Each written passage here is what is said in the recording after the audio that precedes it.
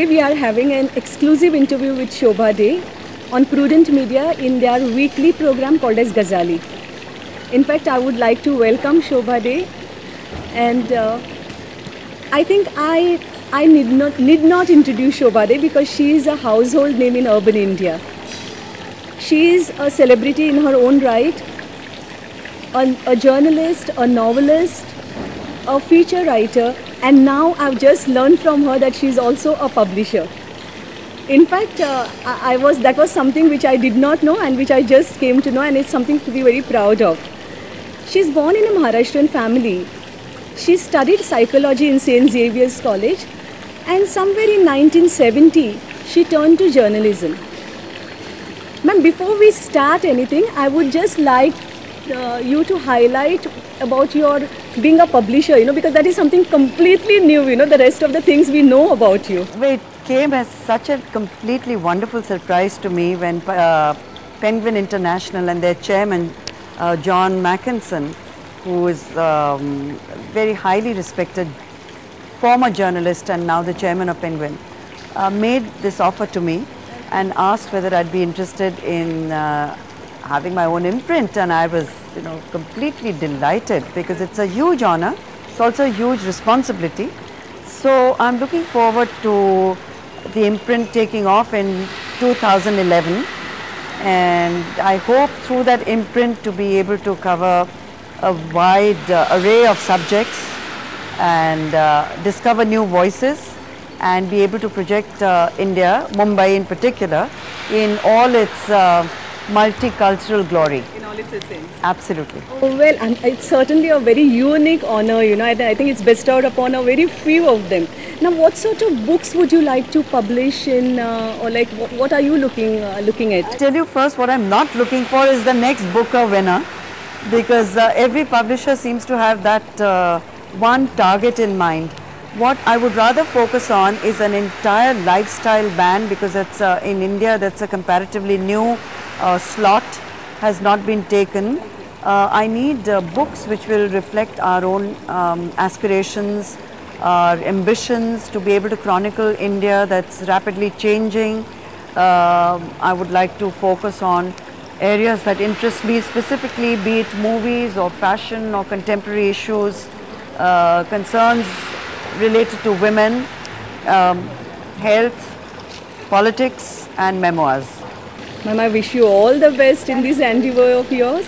Now, I will also go a step further and I'll ask you that what made you change from modeling to journalism? What is it that prompted you to do that? Modeling has its own built-in shelf life. It's a very, very short-lived career. So I think any model is aware of that. You can't be modeling forever, though I'm very privileged and lucky. I still get modeling offers, but of a totally different kind, I always knew that it was a stopgap thing. I always knew it was something that I'd be doing for maybe 4 years or 5 years. And so when I got the opportunity to switch to journalism and writing, I jumped at it. You've been, you have started, or you've been the editor of Stardust, Celebrity Society, these magazines. And I think if I'm not mistaken, the Stardust came at a very tender age of 23. To be an editor at 23 is highly creditable. I mean, it's something, one would not dare to leap into, and was it, I mean, in your opinion, was it, you had to cross a lot of hurdles to achieve that, or what prompted you to do that? One wants to hear a very dramatic story that I've had to face enormous hurdles and go through a lot of, but that's not true at all. I think I've been extremely fortunate. I've been given opportunities that have come my way by remarkable individuals who've seen some sort of potential in me and presented these opportunities and given me a chance to actually challenge myself and work exceedingly hard to also their faith in me, that I don't let them down. So when this opportunity came my way, again, it was something that I didn't really consider as something I could not surmount. It was more an exciting new journey rather than a hurdle. Now, did you ever feel that it was too premature to handle such a huge responsibility at that age? Not at all. I think I was born a risk taker.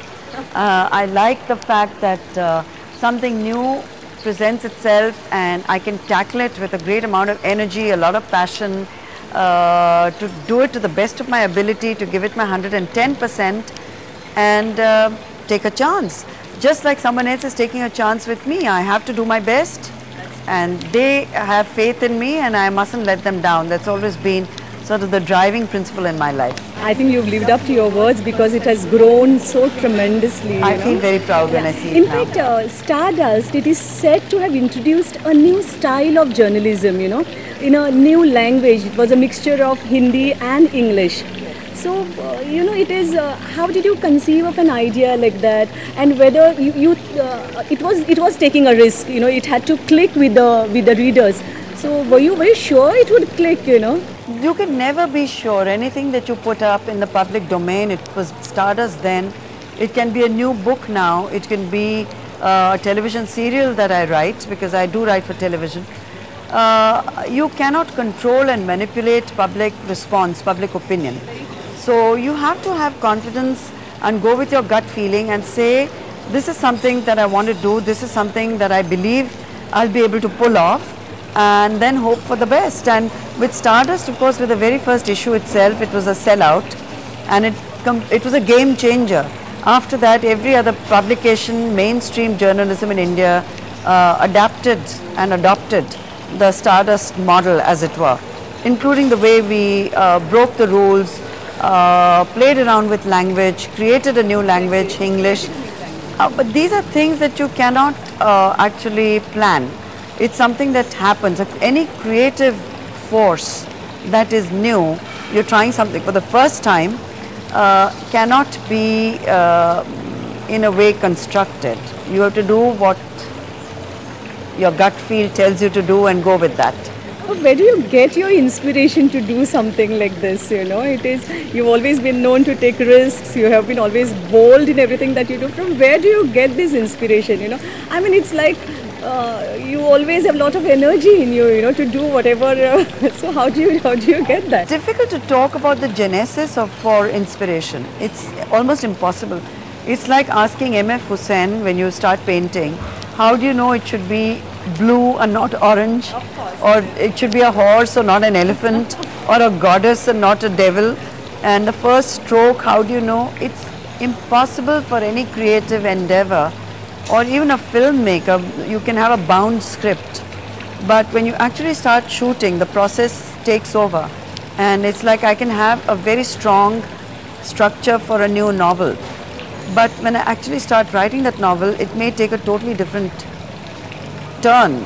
The characters can change in the process of writing.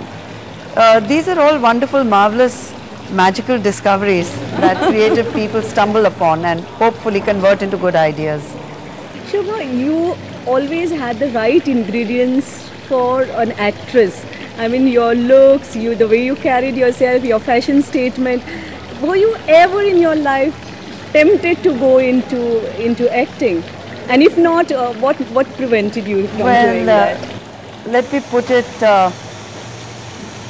in the right perspective without sounding terribly immodest, but I have been receiving offers to act in movies from the time I was 18 years old, including from the top filmmakers of that time like Shyam Benegal and Satyajit Ray and beyond.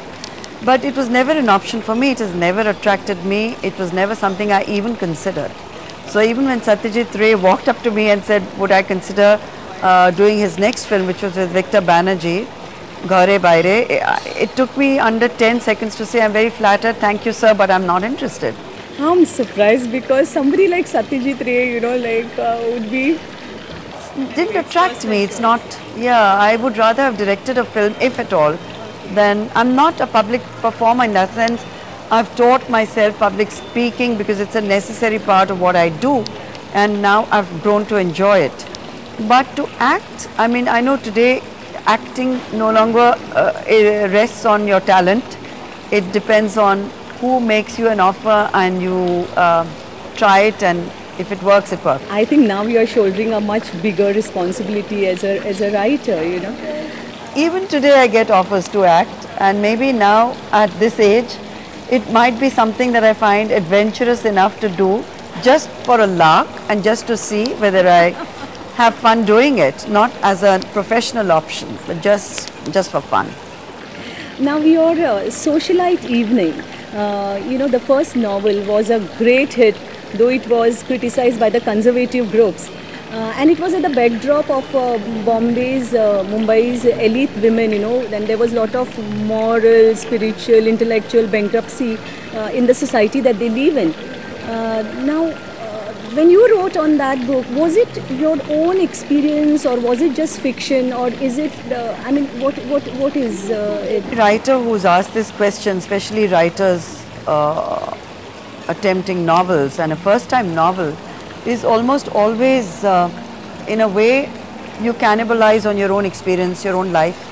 It's self-revelatory to an extent, but this was certainly not a memoir. It was not something that was written to put my own life out there. It was based certainly on a lot of observation, a lot of experience, and a certain fascination for chronicling a segment of our society which even to this day has not been sufficiently chronicled.